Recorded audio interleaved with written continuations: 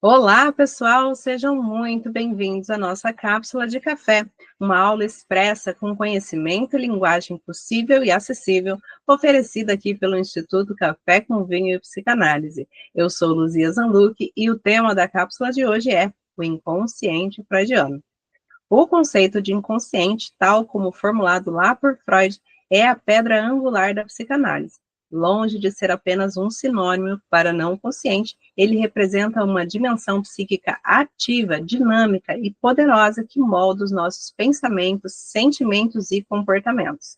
E para entender melhor o impacto dessa ideia revolucionária, é fundamental traçar a sua origem, a sua elaboração e as suas particularidades, como vocês sabem que eu gosto de fazer por aqui, né? Então eu vou começar pela origem histórica, logo depois da vinheta.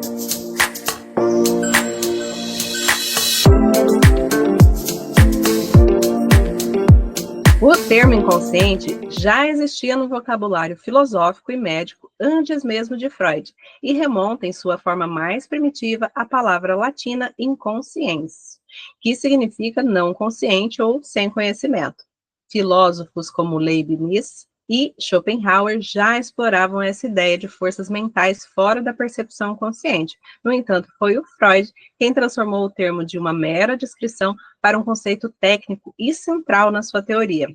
Lá no final do século XIX, enquanto ele trabalhava com pacientes que sofriam de histeria, o Freud e o Breuer observavam esses sintomas desses pacientes que pareciam ter uma certa origem psicológica e não física. E eles notavam que, ao falar livremente sobre essas experiências traumáticas, muitas vezes esquecidas ou reprimidas ali, os pacientes acabavam apresentando uma melhora nesses sintomas. E esse processo, a chamada cura pela fala, levantou uma questão muito crucial. Se essas memórias e impulsos existiam, mas estavam inacessíveis à consciência, onde é que elas estavam? E a resposta do Freud foi: no inconsciente dinâmico. Bom, para o Freud, o inconsciente não é um mero depósito de informações esquecidas.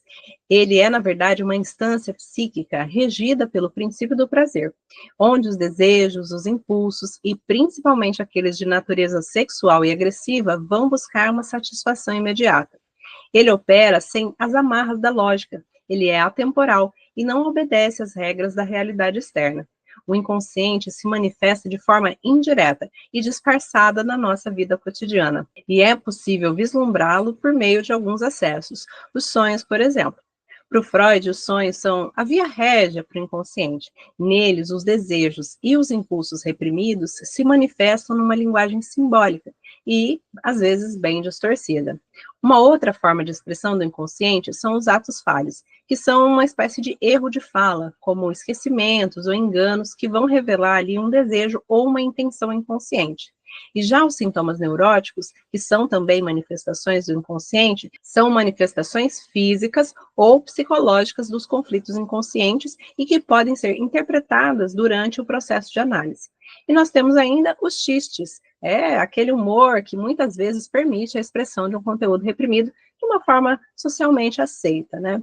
E a arte, gente, também pode ser uma expressão direta do inconsciente. A maioria dos mecanismos de defesa, na verdade, são. E acabam sendo, então, pistas para o inconsciente também. E a partir deles, a gente começa a entender os conteúdos, o funcionamento daquele sujeito que nos fala ali na clínica, né? Mas uma coisa bem importante aqui de distinguir é o inconsciente de Freud e de outros conceitos. O subconsciente é um bom exemplo.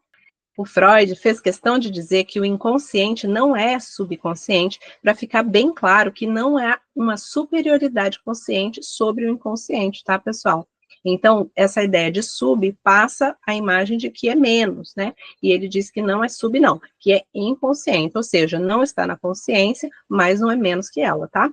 E quando nós estamos falando desse inconsciente freudiano, também não estamos falando do inconsciente cognitivo, por exemplo, que seria aquele estudado lá pela neurociência, pela psicologia cognitiva, que nesse caso seria uma referência aos processos mentais automáticos e subjacentes à percepção do sujeito ali, né, que seria o raciocínio lógico, a memória, por exemplo, né.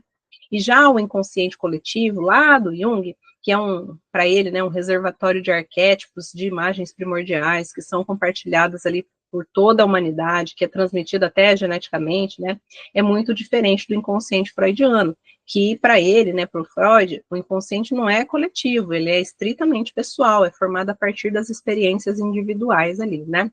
E já para o Lacan, vocês sabem, né, o inconsciente não é um depósito de desejos reprimidos, mas em sua estrutura ele é linguagem, né, onde o sujeito é determinado pela linguagem, especialmente pelos significantes que o constituem e que inclusive pré-existem a ele. O Lacan argumentou que o inconsciente é estruturado, então, como uma linguagem, significando que as leis do inconsciente são as mesmas leis que regem a língua, né? Em suma, então, gente, o inconsciente é um conceito muito rico, muito complexo e bastante revolucionário, que transformou a maneira como nós entendemos a mente humana. E ele nos mostra que nós não somos senhores da nossa própria casa, e grande parte do que nós somos é determinado por forças psíquicas das quais a gente nem tem consciência. E a psicanálise, portanto, gente, é a tentativa de dar voz a esse inconsciente, permitindo ao indivíduo um maior entendimento sobre a sua própria história e sobre a sua própria vida. Então é isso, galera. Eu vou ficando por aqui. Vejo vocês na supervisão e agora vocês sabem direitinho o que é o inconsciente. Um beijinho. Tchau, tchau.